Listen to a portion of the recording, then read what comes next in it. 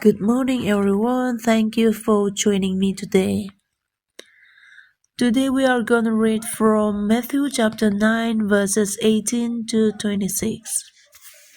While he was saying this, a synagogue leader came and knelt before him and said, "My daughter has just died, but come and put your hand on her, and she will live."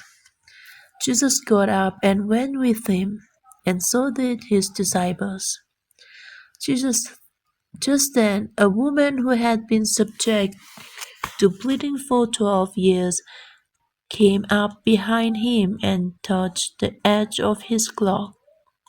She said to herself, "If I only touch his cloak, I will be healed." Jesus returned and saw her. "Take heart, daughter," he said, "your faith has healed you."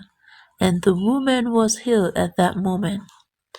When Jesus entered the synagogue leader's house and saw the noisy crowd and people playing pipes, he said, "Go away.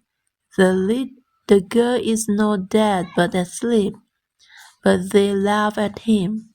After the crowd had been put outside, he went in and took the girl by the hand, and she got up. News of this spread through all that region. Thank you all for listening. God bless and see you tomorrow.